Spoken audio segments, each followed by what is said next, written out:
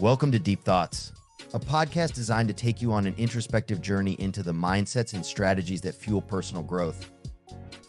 In every episode, we'll explore the intersection of psychology, spirituality, and real-world tactics, guiding you through powerful methods to elevate your health, wealth, relationships, and overall well-being. From deep dives into transformative habits and mindsets to candid discussions about the challenges we face in today's fast-paced world, Deep Thoughts is here to remind you of the untapped potential that lies within. If you're ready to disconnect from the distractions and connect with the tools and insights needed to create lasting change, this show is your sanctuary for self-discovery and empowerment. Tune in, reflect, and take action towards a more vibrant and fulfilling life. Ever feel like you're just surrounded by obstacles? Like every time you turn around, there's another brick wall in your way? It's easy to get stuck in that headspace, but final. What if we could actually train ourselves to see those walls not as dead ends, but as opportunities in disguise? That's what we're diving into today, Because the research we've got stacked up here suggests that spotting opportunity isn't some mystical sixth sense. It's a skill, honed and developed through practice. And lucky for us, these sources lay out 3 pretty practical strategies to help us do just that. The first source, an article by Jeff Boss, it throws us right into the deep end with this story about Stephen Covey on a crowded subway. Imagine this. Kids are running wild, passengers exchanging annoyed glances, and the whole scene is about to erupt. Just as Covey's about to intervene, the exasperated dad leans over and says, "We just lost my wife." Wow. It's amazing how quickly our judgments can cloud our vision, isn't it? Yeah. One minute we're ready to unleash a lecture on parenting. The next we're flooded with empathy. Boss uses this anecdote to set the stage for what he believes is a crucial first step in opportunity recognition, asking the tough questions. Specifically, what's in my way? Yeah. It might seem deceptively simple, right? But that shift from blame to personal responsibility is huge. Huge. And that theme of taking ownership, it keeps popping up throughout these sources. Makes sense, though. Yeah. Because how can you possibly spot an opportunity if you're too busy pointing fingers and blaming external factors for holding you back? It's like being a passenger in the back seat of your own life instead of grabbing the steering wheel. Exactly. You're calling the shots when you embrace that ownership mentality. But, and here's where things get really interesting. Opportunity usually comes with a side of risk. So how do we weigh those risks and make informed decisions?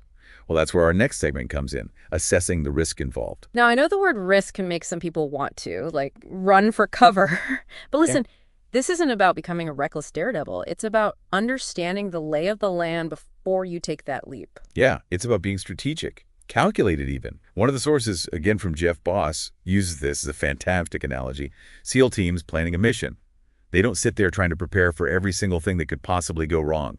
That would be completely overwhelming and probably impossible. Right. And that's not exactly a recipe for success. It's exactly. Instead, they focus on the top 3 most likely outcomes, both positive and negative. They identify the biggest potential wins and the most critical things to watch out for.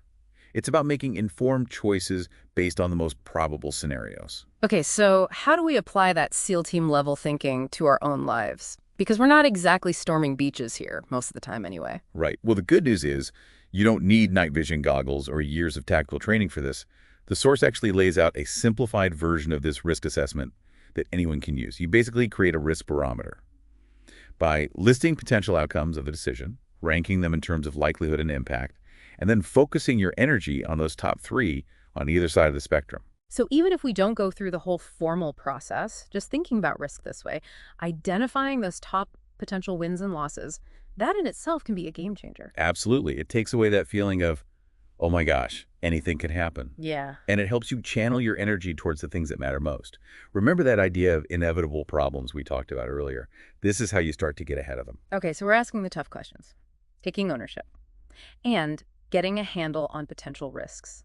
What's next on our journey to becoming opportunity magnets? This is where it gets really interesting, because the next phase is less about a specific technique and more about a fundamental mind shift.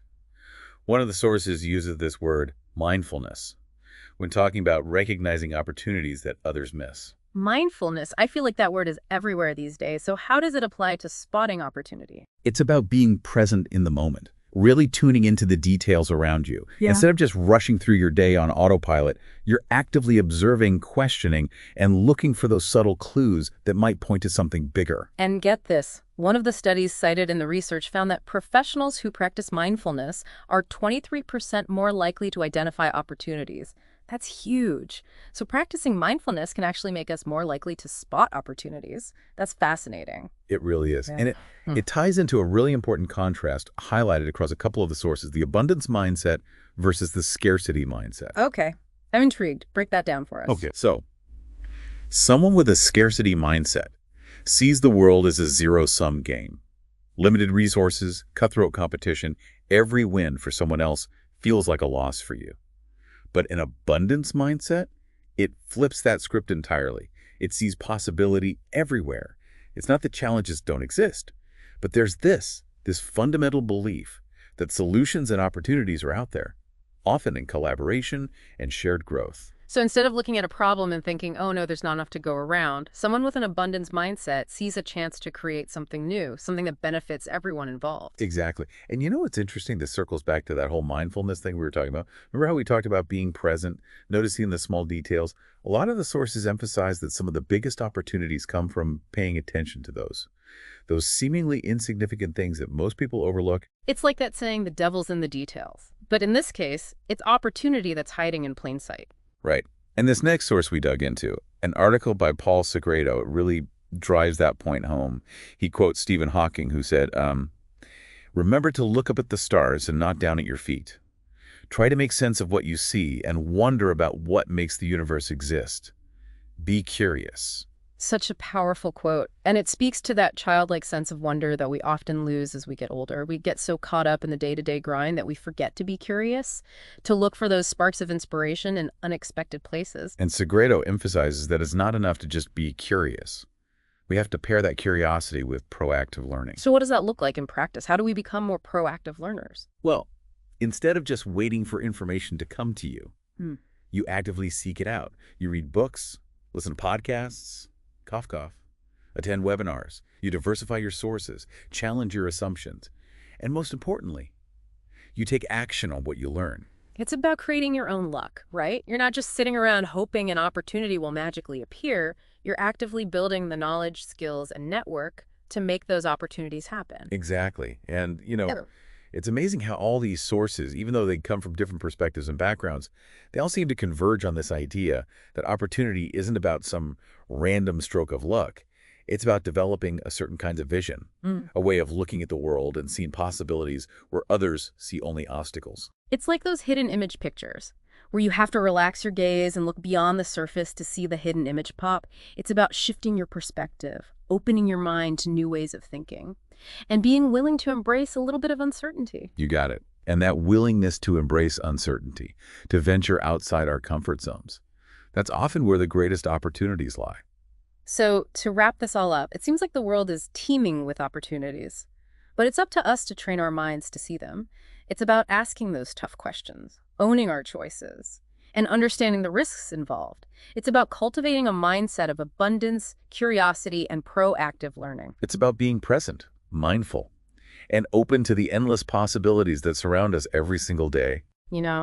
It reminds me of that story about Isaac Newton and the apple. People had seen apples fall from trees for centuries, but Newton saw something different. He saw a force at work, a fundamental law of nature. And that simple observation changed the world. It's incredible what can happen when we start to look at the world through a different lens, isn't it? Absolutely. So here's a little challenge for you as you go about your day. What's one thing you encounter regularly that you might be taking for granted? Maybe it's your morning commute, that stack of reports on your desk, or even just a casual conversation with a coworker. Challenge yourself to approach it with fresh eyes, with a sense of curiosity and an open mind. You never know what hidden opportunities might be waiting to be discovered.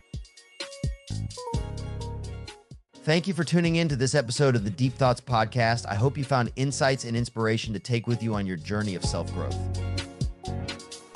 If you enjoyed the show, be sure to hit the subscribe button so you never miss an episode. And don't forget to follow us on social media to stay updated on new releases and exclusive content. See you next time, where we'll continue to help you grow and explore your full potential.